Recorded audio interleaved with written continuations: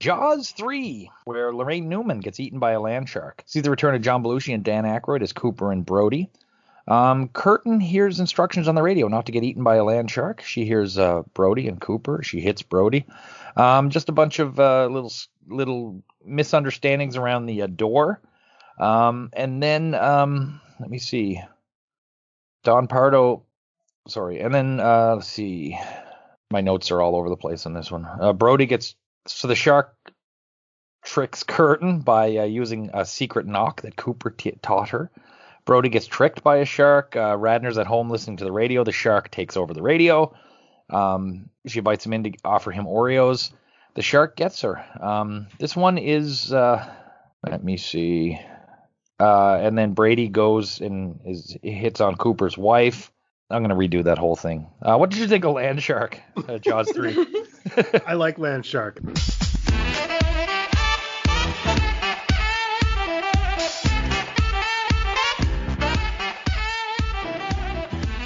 It's SNHell, a look back at Saturday Night Live with your hosts, Matt, Dee, and Keith. Brought to you by Lion's Den Audio Theater. Like and subscribe to Lion's Den Audio Theater for more Lion's Den goodness. And here are your hosts, Keith, Dee, and Matt.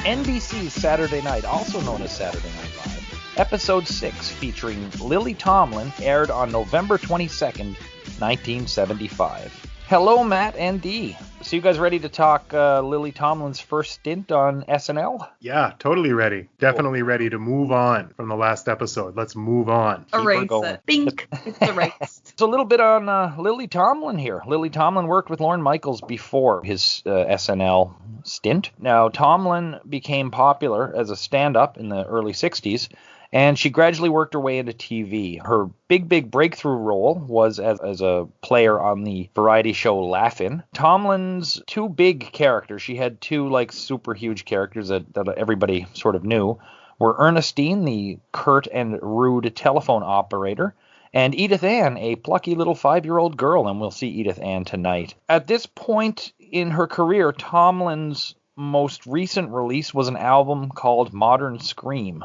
Are you guys familiar with Lily Tomlin? No. Well, okay, let me revise my answer. I know who she is. I know the operator character. I've seen, of course, that on TV and, highlight reels. And I know Lily Tomlin from highlight reels, and I know that she's an actress. And I know her from the movies. I don't really know her as a comedian. And I certainly, at this point in her career, am not really aware of what she's accomplished. But I will say this. She comes off on this show like a big star. She gives those vibes, I think. For sure. Oh, yeah, don't know a lot. I had no idea who she was at all, and I feel like that's going to be an ongoing trend with me unless I start researching things, but I feel like it's more fun when I don't for you guys to react to. I had no idea who she was. I personally prefer you coming in fresh. I think that's absolutely great. Matt, have you ever watched any Laugh-In? No, not really. I've never been able to get into it. When I see like clips of Laugh-In, because, I know it from clips and stuff, it's just, I don't know, so hammy and like, I think it's just too old.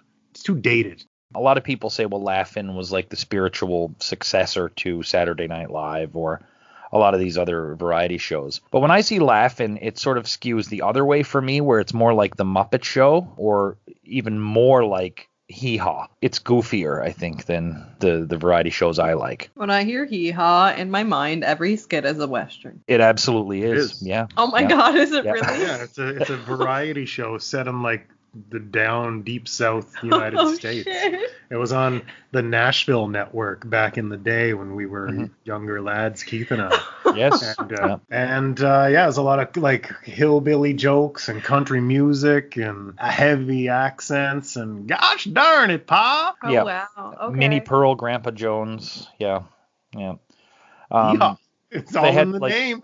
Like their most famous sketch, I think it occurred on almost every episode, was it was a cornfield, and people would pop up from the cornfield with a one-liner joke that was usually like a groaner, which was a takeoff of Laugh-In's, I think they called it the joke wall, where people would open doors, say something goofy, and close it. Didn't Nixon do a thing on Laugh-In? He did. Shock it to me. Yeah, that's... Yeah, so Laugh-In never spoke to me at all, and people have pushed it on me, but I just never got it. Tomlin's stand-up, however, for me is hit or miss. She's huge peaks and she's huge valleys for me. So let's talk cold open. Chevy Chase as Gerald Ford again. Chiron comes up and says, it's not a good impression, but Rich Little won't work for scale. One thing I noticed in this episode, the stage has changed. That thrust stage where we saw like Loudon Wainwright perform and stuff, that's gone. So we're going to the standard, for the lack of a better term, like proscenium arch stage that we get used to. There was some funny little bits where Chase was taking phone calls and stuff like that. Some fun with glasses of water and stuff. Same deal as usual. He gets up, he goes to a chart, he falls. It's his most contrived looking fall thus far. And then we get Live from New York. I thought it was really cute, and it was my favorite opening so far. I'm starting to maybe get his humor more, or maybe it's starting to grow on me. But yeah, that fall was pretty funny for me. Those little water jokes physically were funny to me as well. So yeah, I would say that it's been my favorite opening so far for sure. That's what I'm saying. Chevy Chase has been a grower. I've been saying Chevy Chase is kind of growing on me, and this, you know what? It's still working for me. I don't like the Gerald Ford. I don't like the Gerald Ford jokes in Weekend Update. I don't find them funny.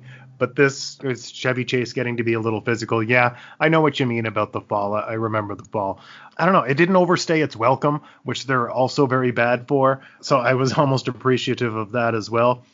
I thought it was fine. I like the self-awareness that they know he's not very good at that impression. I don't know why they just didn't do something else, but I do appreciate the self-awareness. Yeah, that's very SNL of them, very classic. What we'll, I think, consider to become classic SNL. It's hanging a lampshade. And interesting enough, we're starting to see a lot of Ronald Reagan. Reagan was running against Ford for the Republican nomination coming up. So we are coming up to election season, which is what SNL is probably most known for in modern times. So I'm interested to see how they handle it at this stage. Me too. So then we go to the monologue. Lily Tomlin reads some random quips from a book. It's almost Stephen Wright-like. She does a good job. It's observational, quirky stuff.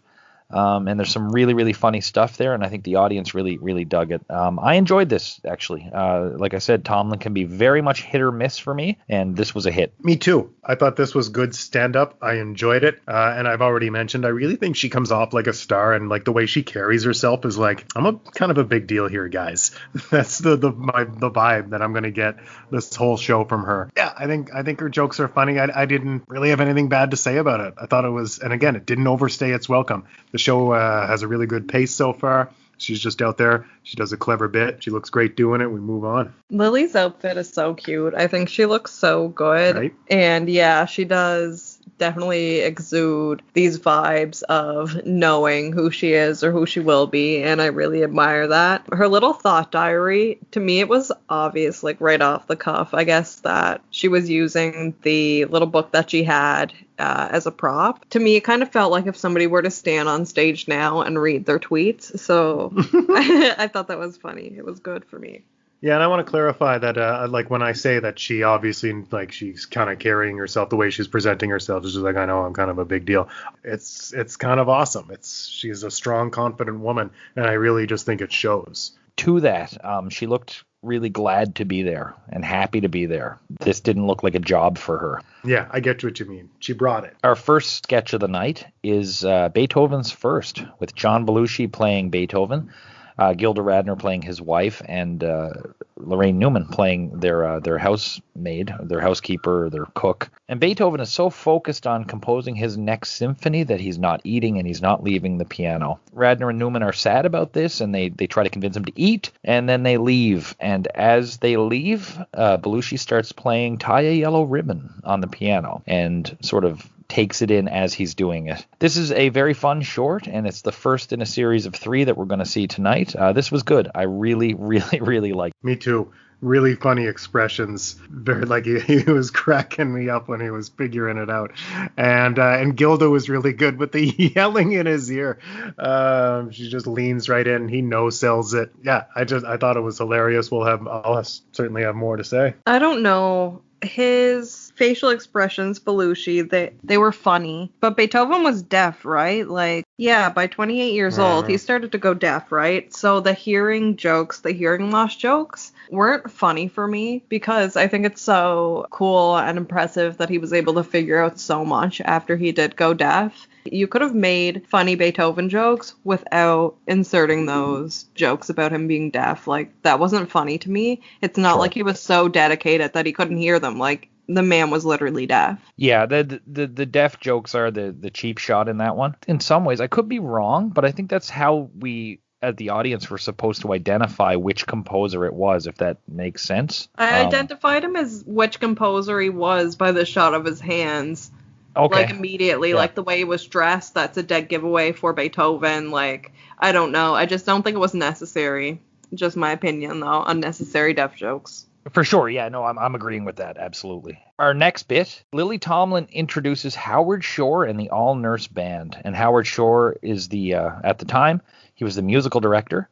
And they sing the old jazz standard or blues standard, St. James Infirmary. Paul Schaefer, of course, front and center on the piano. The band is all dressed as nurses. Shore actually does his conducting with a thermometer. For what this was, Tomlin was great, but the showcase was the band. This was a lot of fun. I love this kind of music. The band, the SNL band, all through the years is always the unsung hero, like Don Pardo. This was great. I could have honestly listened to these guys 3 or 4 more times in this episode. This was fun. It was a cute little performance, the way they changed the set into, like, the infirmary. I didn't notice that he was conducting with that. That's absolutely hilarious to me. I'm going to have to go back and look at that because I definitely missed some little things in there that were probably worth noting. I guess I disagree a little bit with you guys. I thought the nurses thing was kind of hokey. I didn't give a shit. And I thought Tomlin was the star of the sketch. I really think she's magnetic.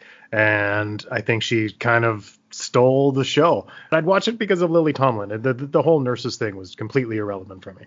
And then we see Triopenin. It's re-aired again, the Triopenin arthritis medication commercial that we've seen twice already, I think. You know that emoji that's like just a dead face. Like if you were to type it in text, it's just 2 dots and a fucking slash. Yeah. That's my reaction to this. I'm so sick of seeing it. I'm falling asleep now listening to Live from New York, the book about the history of Saturday Night Live. Sure. And I think in my sleep I heard this. It's definitely because of how we're watching it. Back in the day, if you didn't catch it on Saturday night, you didn't catch it. So that's why they definitely, like, I'm not saying it's awesome that they reran it, especially like we're only like a few episodes in. That's a bit much already. But I think it's important to remember that once this aired on Saturday night in the late 70s, in a way, perspective at that time, it was like almost gone forever. Like maybe they'll show it again, maybe they won't. But that was live TV. Sure. We may never see that again. Maybe that's why it bugs me so much, because it's more incentive to watch it again if you don't think something's going to be constantly replayed. I mean, that's a fair point. And that's an element of TV that any consumption, really, we don't have anymore. You know, we used to have to wait for these things, and we'd be excited as soon as they come on. You know, I remember in grade 12 math when that first few bars of the Monday Night Raw theme would hit. I mean, you were just excited, but nowadays you just download, you skip the intro, and there you go, right? Yeah.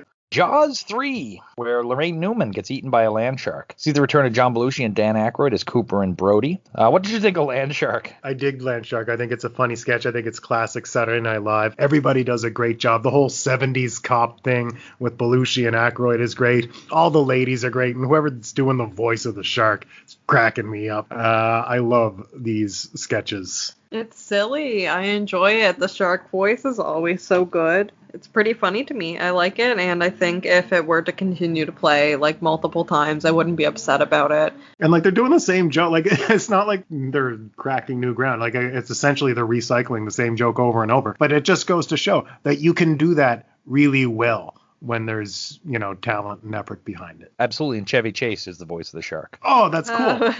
Is he in The Shark? He is later. I don't know if he is at this point. Okay. He definitely is later. That's Jeez, funny. Spoiler alert. I'm just kidding.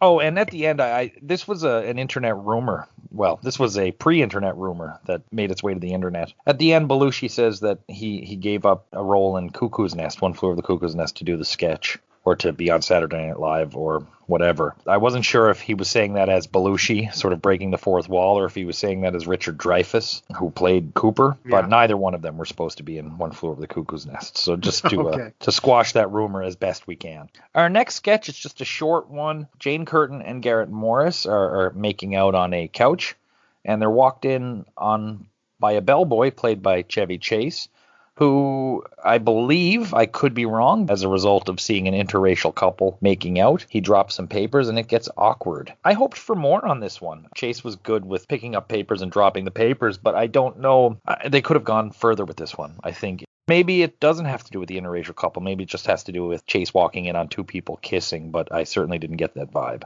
No, I totally got interracial vibes, and that he was dropping because it was a black man and a white woman. Did you get that?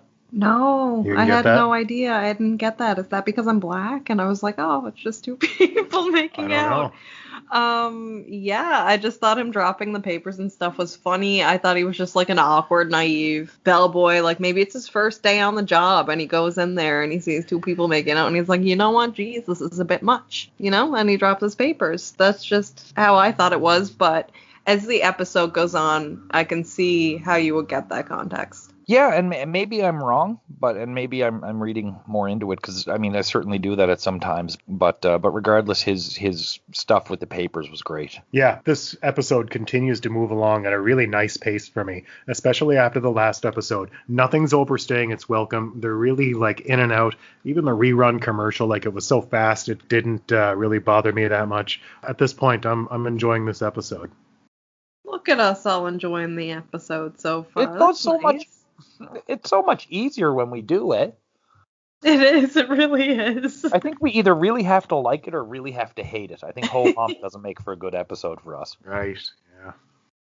Our next bit is Edith Ann, a short film with narration by Lily Tomlin, who's narrating what Edith Ann, played by Lily Tomlin's doing. This one is very reminiscent to me of the Sesame Street movies, where kids are sort of narrating what they do that were big in the 80s. I'm not a big fan of the Edith Ann character. I didn't like her when I was a child. I thought it was stupid. But in this one where she's skating and she like glued her dog's paws to the floor so he wouldn't go on the ice. I enjoyed this. I just never liked the Edith Ann character. I would have rather seen Ernestine the operator. But for what we got from Tomlin, from Edith Ann, I was happy with this. I thought it was so funny. I thought it was so cute. Just this internal dialogue of a kid learning to skate. The little thing she had with her dog. And at some point, she might say it multiple times. I'm not sure. But she'll just like state about just like something so mundane. And that's just the truth.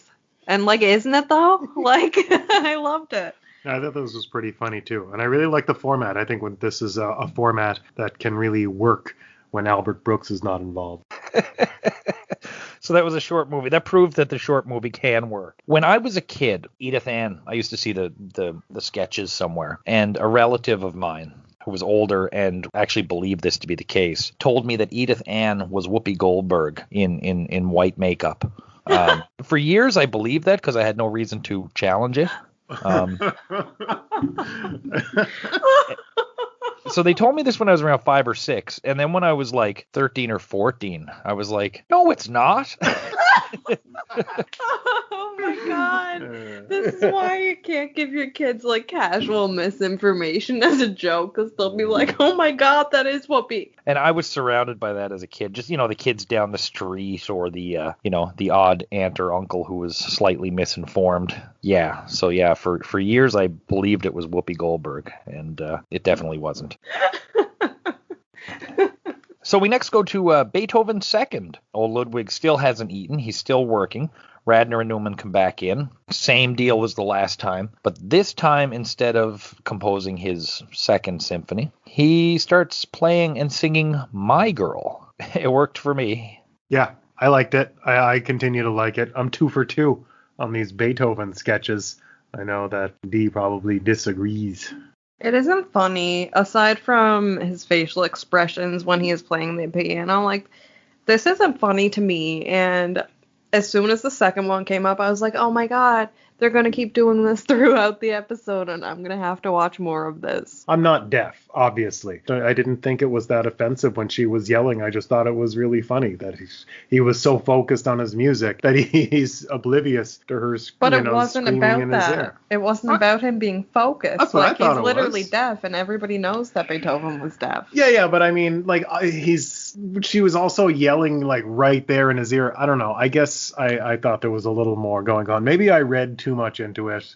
Maybe I did. I did take it that he didn't change his focus because he was not hearing her. But on the flip side, she was right in his face. I just why have her yelling like that if not? Like, he could have just simply ignored it. Mm-hmm. Yeah, for sure. So next we have a Chiron. And this one could probably be placed under my face right now.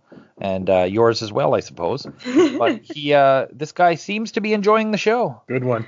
Me too. Yeah, I'm enjoying the show so far. Our next little bit, not really a sketch, just a bit that they drop in. Gilda Radner announces that the next 2 weeks are off, and they'll be returning with Richard Pryor and Candice Bergen in December. And looking back on my days of watching television, I wish every show did this so I didn't get stuck watching a rerun all the time. I hear that, but I was a TV Guide family. Oh, see, we all weren't. Well, should have been. Privilege. TV Guide is where it's at. TV Guide privilege. Yeah, I had the free one that came with the paper that just told you what was on and didn't really go into too much detail. Me too. That's a TV Guide. That's not TV Guide. You had capital TV Guide. I had, I think mine was called TV Scene. Yeah. Call your mom and thank her, Matt, for getting you the real deal. Yeah. I had no idea you were a mucky muck. Next up, we have Weekend Update. It's the debut of one of the most famous jokes that it's not the debut of the joke yet, but it's the lead up to the joke. One of their big jokes from the first season. Generalissimo Francisco Franco died. The only joke from this that I kind of got a laugh out of was Woodstock from Peanuts being replaced by a Nazi bird who beats people to death with a pool cue called Altamont. Yeah, that was awesome. I was done with it, and I actually just watched Gimme Shelter like 2 weeks ago too, so it was funny. The commercial for this one was Spud beer, where it's a beer that electroshock patients can have because it's not very good, and you'll forget what beer tastes like. Yeah, that one, whatever. It wasn't that funny to me at all. But, did you catch what happened before the Spud beer? Did you catch what happened? I didn't. The first audience boo of the season and the show. Oh yeah, what was that joke where really? Chevy dropped this joke and the audience was like, ooh. Yeah, I can't remember what he said. It was, I'm going to have to go back and look at it. Oh my God. It was something, you know what? I know I didn't really get it. It was a cultural reference of the time. But I just know because Dee said to me, is that the first time the audience reacted like that? And I said, yeah, that was the first time the audience gave one of their, ooh, almost scolding reactions. Hello, friends and listeners. It's Keith from the future again. I found the joke, and here it is. The FCC announced today that for every Ford commercial run on television, a minute of an old Ronald Reagan film must be shown. As a result of this action, a spokesman for George Wallace responded by demanding equal time by showing 1 minute of Ironsides. So there you go. It's a wheelchair joke about one of the people that was on the wrong side of history during the civil rights movement, and an old Raymond Burr television show. And now let's get back to the past. The Spud beer thing, the only thing that's cool to me is a lot of the writers were in on that one. And I love when the writers get on screen. More weird universe building. I love that. I want to see more of these different commercials. Keep giving me different commercials. Don't give me reruns. Mm-hmm. If you continue to give me these, even if they're not great, I will still value it from that perspective. And I wish somebody was thinking that. Maybe they will later. I don't know. I'm still watching the show. It's for potatoes, right? That's the joke. Yeah. It's for mental invalids, aka potatoes. I bud the Spud from the Great Red Mud. And then Chevy's drinking one, isn't he, when they come back? Or is that another episode? He is. No, okay. He is. He's drinking one. And they mention Boise. It was sold in Boise, Idaho. And now I want to check in with Matt. Matt, Garrett Morris comes up to do his hard of hearing bit again. Still working for you? Still working for me. Laughed just as much as last time. I laughed. I'm laughing more as it goes on. At first, I didn't really get the joke, but it's funnier. And I'm starting to anticipate when it's going to happen, which is fun for me. And with this one, and I know we talk about it when we mentioned it the first time it come up, this one to me seems less a joke about the deaf and more about the network making a bad decision in how to help with accommodations. No, I see it as neither, and it's just some ridiculous thing in their universe that just happens. The next sketch features Lily Tomlin and briefly Lorraine Newman. Lily Tomlin is a sorority sister of Patty Hearst. She's writing a letter to Patty Hearst, who had been kidnapped by the Symbionese Liberation Army. She was a hostage who then sort of joined the group. This is where all the stuff about like Stockholm Syndrome and stuff comes to play in American culture. Tomlin's letter turns into a song about how great and obedient life is, being a loving and doting wife and mother, and urges her to get away from the activism and to basically come home. And Patty Hearst's trial was due to begin in 1976. This sketch was flat for me. This is probably one of the worst things on the show thus far. Agree. One of my least favorite moments of the show. Not my least favorite moment of the show. This did nothing for me. I watched it and I paid attention. The jokes aren't here this time. I didn't understand it. I thought it was just a random sorority sister making a statement about just a friend of hers that was in the sorority that had went off to become some sort of activist, because I didn't know anything about Patty. And then, so it was funny to me at first.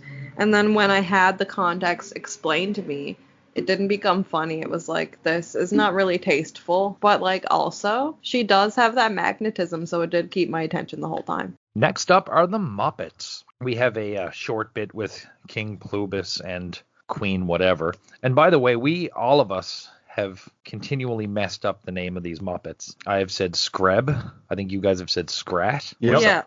Yeah. His name is Scred. And I know this, and I have it written down, and I still say it wrong every time. So, yeah, they have this quick bit where they realize that Scred might be in love with Lily Tomlin. And then they cut from the land of Gorch to Scred and Lily Tomlin chatting together, and then they sing I Got You, Babe. You guys know how I feel about the Muppets. I'd like to hear what you guys have to say first. Scred, first of all, them going through his crater when they expose, like, this is where he lives, and they walk, like, 1 foot over, and they just display this, like, mundane crater that it could have been any crater, and then they start, like, digging his stuff out of the crater. That was really funny to me. They pulled out pictures, there was a little bit of gossip, and then, it gets to that spot where they're talking together, and they go in to sing that song. That was so cute to me. I'm so dedicated to Scred. Like, even though I got his name wrong in every other episode, do not doubt my dedication to him for one moment. He's so cute. This is my favorite dregs,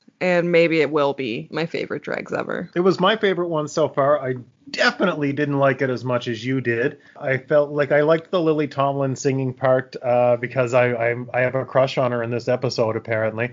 It was kind of Sesame Streety, and it reminded me, you ever see that clip on the internet of Kermit and the little girl singing where she wants Cookie Monster? And it's really cute, and do you remember, you know what I'm talking about? I don't know, but I always eat that kind of shit up. Like, you can give it to me over and over again. So there's this clip, it was unscripted, it was Kermit and this little girl, and she keeps asking for Cookie Monster, and he's like, oh gosh.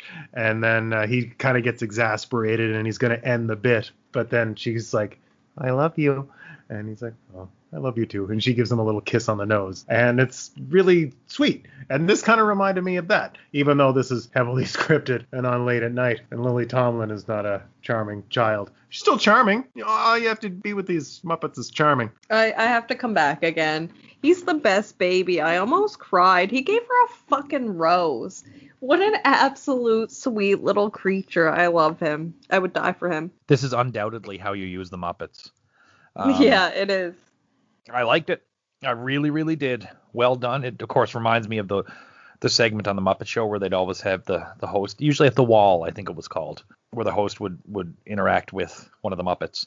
Even the little bit in Gorch wasn't so bad. This was how they should have been using them from the beginning, and I hope how they use them going forward. Me too. Then we get a re-airing of Albert Brooks's movie from episode 1, The Impossible Truth. I was delighted to skip it. We left it on. Matt, what do you have to say about this Albert Brooks film? I mean, nothing I didn't already say. Next up, Beethoven's Third. Beethoven still hasn't eaten. He's composing, same deal. And he goes into Ray Charles' What They Say. Radner and Newman join in and gradually go from being completely confused to getting really into it. And Beethoven, or Belushi, does his impression of Ray Charles in this, which I think is a very funny impression. This one worked for me, and it sort of justified the build-up, I think. Yep, my favorite of the three. I loved it. I loved fucking Lorraine and Gilda when they were doing the hand dancing.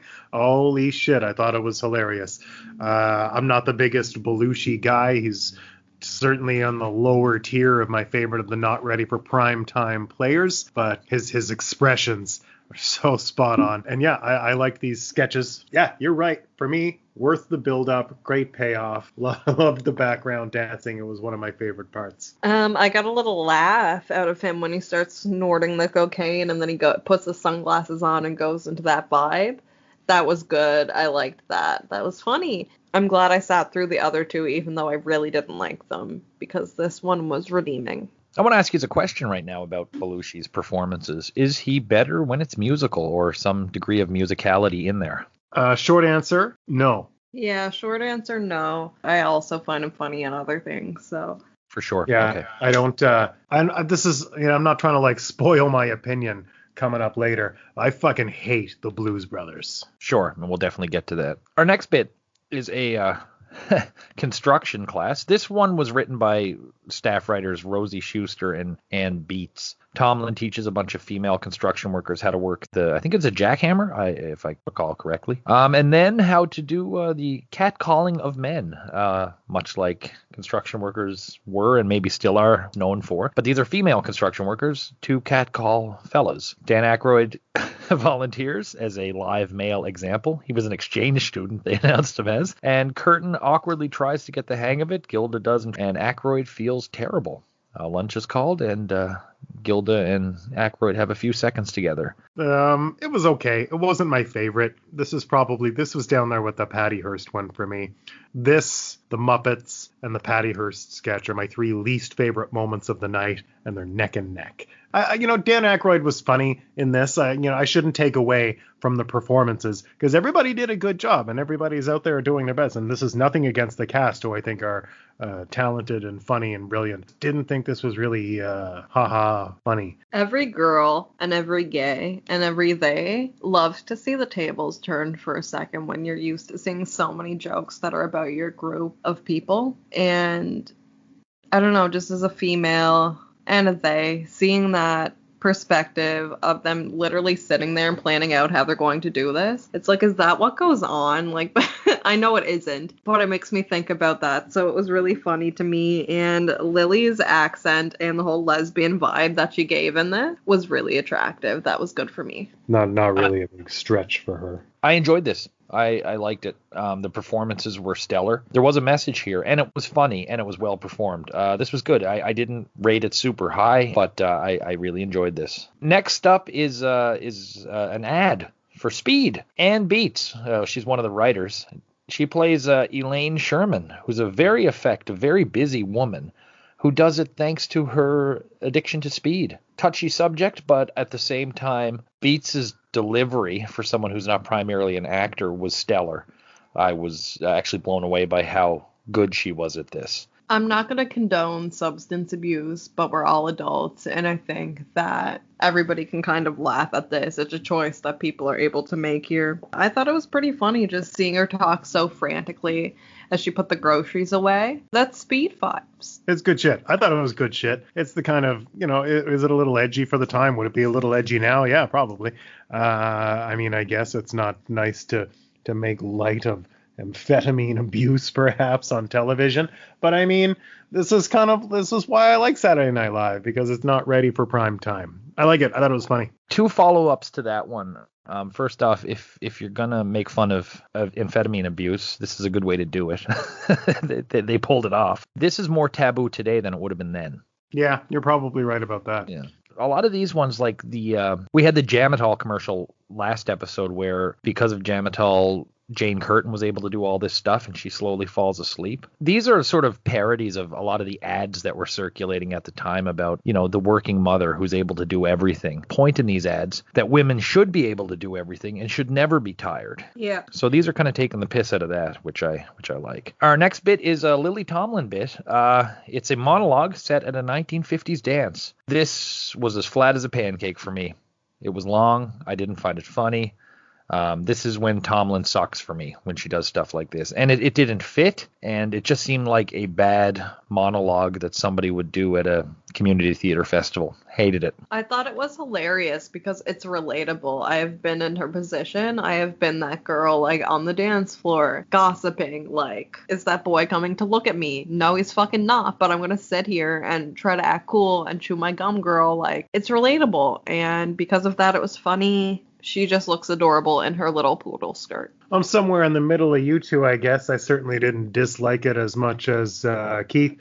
I enjoyed watching her do it. It's kind of like what Dee said earlier. Like, I think when she was watching the Patty Hearst sketch, she was like, yeah, I sat there and I was interested the whole time. And I sat there and I was interested in this the whole time. I followed the whole thing. I wasn't bored. I didn't laugh, but I wasn't bored. And then we have the closing segment, which is actually probably one of my favorite closing segments so far. Members of the cast come back as bees to thank Lily for coming and hosting. It's Garrett Morris, Lorraine Newman, Chevy Chase, and Gilda Radner.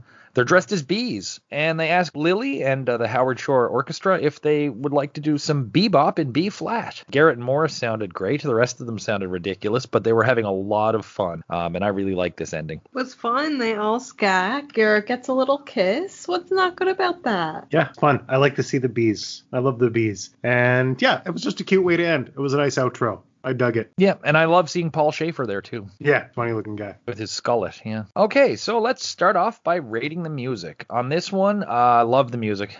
Howard Shore Band, the Saturday Night Live house band, a lot of fun. Really liked them.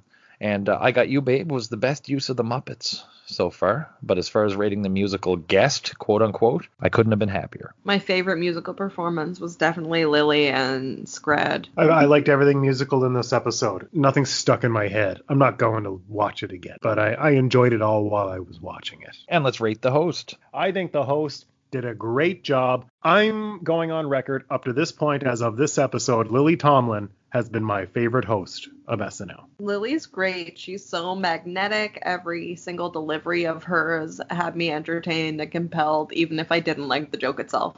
I think this would be awesome if you're a Lily Tomlin fan. Like, this would be high regards. I'm hit or miss with her. I thought she did a very good job. Her opening was good. Her song was good. The construction worker bit was good. Edith Ann, who I usually find annoying, was not so annoying. Yeah, the 50s dance didn't do it for me. The Patty Hearst didn't do it for me. But I think Lily Tomlin did quite well. And what's your worst bit of the night? My worst bit of the night is going to go to the Patty Hearst sketch. I think I've decided that's the one where my attention was drifting on that one. Lily couldn't even quite save it. Didn't dig it. Too dated and just not really clever. Yeah, the Patty sketch, not good. What was that? I said the 50s dance. Just didn't do it for me. The bit of the night. Skit, sketch, whatever. Joke. Scrad and Lily singing together. Shit. What was my favorite part of the night? My favorite bit of the night. If I can pick all three, it was the Beethoven business. The Beethoven got lots of laughs out of me this episode. And you know what? That's funny that I say that. Lily Tomlin not involved in this bit, even though I loved her as a host and I love her in this episode. Not even my favorite part of the night. Isn't that funny? What a good episode for me this was. Yeah, for me, it's also the Beethoven build, the three Beethovens. If I had to pick one of the three, it's obviously the last one. But yeah, totally Beethoven for me. And the MVP, the star of the night. Lily Tomlin. Lily, baby. I'm going with Belushi for the Beethoven bits, but I got to give an honorable mention to Ann Beats for her delivery in that Speed commercial. To me, was just stellar. Especially, I don't know what her acting background was, but she was definitely better known as a writer. So yeah, Belushi with a wink and a nod to Ann Beats. So I'll give you a little epilogue on this one. Well, Lily Tomlin, you'll be pleased to know, comes back, and the Howard Shore Orchestra obviously doesn't leave for a few years in that incarnation. So we'll see the band every week, and we'll see Lily Tomlin again before too long. Okay, so overall for me, the host was good. She went all in. Tomlin for me can be hit or miss. This was a big hit, except for the two sketches I've noted before. The writing and the format-wise on this one was really good, and this was a great showcase for the house band, who really never gets the credit they deserve. Albert Brooks's movie being a repeat was great, and I didn't watch it. And The Muppets in the Land of Gorch was a good short use of the Muppets. Scred, of course, is the best of the Muppets, and he was used perfectly. The sketches are getting better. I really like Beethoven. I liked the way it built throughout the episode. I noted here that I think Belushi is shining when musicality is involved, and that's no surprise knowing where we're going. But it's nice to see this evolution. The 50s bit would have been a downer if it wasn't for that last bit of sort of improv bebopping for me. Overall, I gave this one episode, I gave it a 7, which is the highest I've given any episode thus far, tying it with Candice Bergen and the pilot. I thought this was a classic Saturday Night Live episode. I thought the host did an excellent job. I thought they were integrated well throughout the sketches. The music was all good. There was nothing that really stood out as, obnoxious. I thought the pace was really good. Even when I wasn't really getting the laughs, I was still interested in the performances. There wasn't anything special, but everybody did a good job. I give this a 7 out of 10. I was always interested in this episode from beginning to end, and I think overall that's because the writing in this episode was probably so good. The host, as you know, I already think is a 10 out of 10, but overall I gave the episode a 6. It did keep me interested all along, as I said, but I don't know what it's going to take for me to rate higher than a 6. I need something that really makes me laugh. I get it. I know exactly what you mean. You're waiting for that first big cracker. SNL hasn't had that first big cracker yet. So yeah, we have Matt scoring it with a 7, Keith scoring it with a 7, and Dee scoring it with a 6. That gives us a average rating here of 6.7. The fine folks over at IMDb, the users like you and I, have given it a 7. So we're not far off at all. Hey, yeah. That's we don't even have to adjust for inflation. That's not at all. No. And actually, this now ranks this as the highest rated of our episodes. This beats Candice Bergen, which had a 6.2. So Lily Tomlin was a success. Yep. Our next episode is one of the legendary episodes from season 1. It is hosted by Richard Pryor, and the music is done by Gil Scott-Heron. So we'll be back in a week's time, thereabouts, with episode 7 of SNHell. Thank you very much for joining tonight, Dee and Matt. Thank you. Thank you. And we'll see you again as we are illuminated by the flames of SNHell.